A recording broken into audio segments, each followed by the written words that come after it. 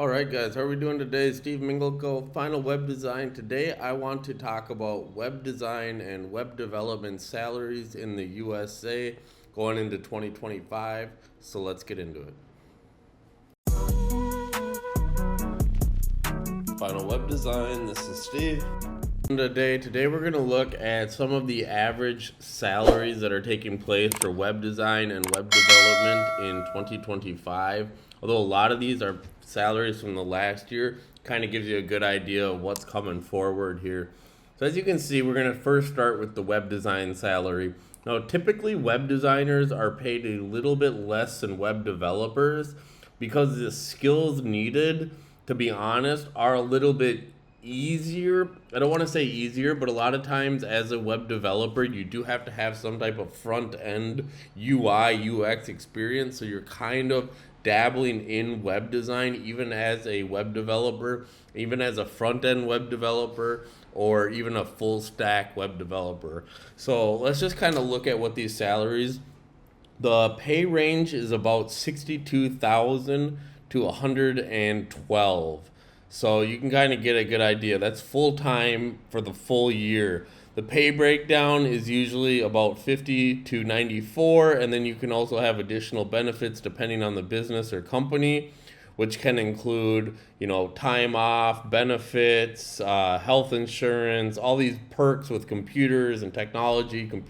So I'll just read this real quick. The estimated total pay for a web designer is $82,000 per year with an average salary of $69,000. The numbers represent the median, which is the middle point, and the estimated additional pay is about $13,000. So that gives you a good idea. Now, just taking a look here, this is really going to vary if you're working for a small business, if you're working for a freelance business, or if you're working for a large corporate America like United Healthcare or Best Buy or some of these larger Amazons.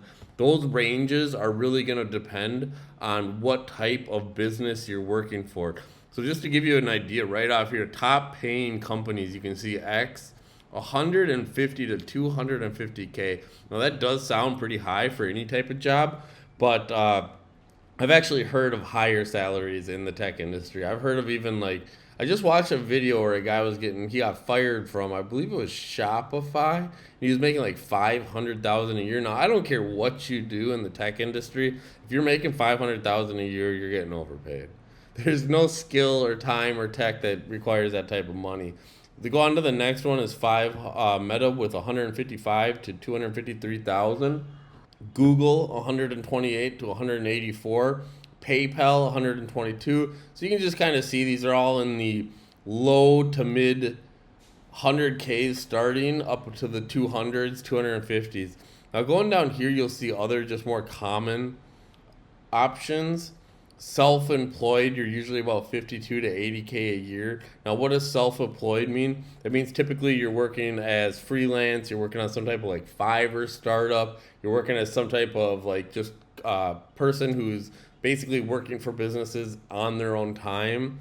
This has gotten a lot harder over the last couple of years. However, it is still available. There's still a lot of people doing it. GoDaddy starting at 73. That seems kind of low to me. Nvidia, whose stock has just gone crazy this last year, 107. So you can see there's plenty of jobs out there. The problem is that a lot of Fiverr right here, 27 to 48 an hour. Now, I don't know if that's exactly true. It really depends on what type of position you're working there. Home Depot, that's a little bit lower. I'm sure that's something like a WordPress manager. I don't even think they're using stuff like React.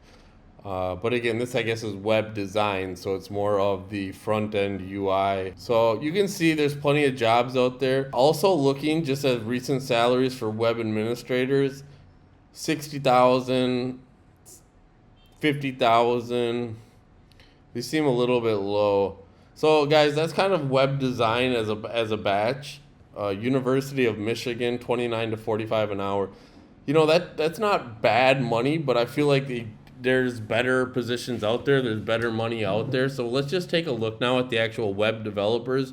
You'll see you're making about 12,000 more a year, or 74 to 122. Usually that is, again, because web developers, you're going to need more front end and back end skills. You're going to have some type of, full stack or some type of graphic design, front end development skills to get into this pay range, because a lot of these developers are working on things such as React, such as Vue.js. Some are WordPress. Some are Magentos, but a lot of them are more of a web application, Laravel even. So looking at this, you can see starting Google 120 to 174. Freelance is a little bit higher. That's about $10 higher overall an hour. Amazon 90 to 130K. Wells Fargo 98 to 150K. Apple 114 to 175K or 171K.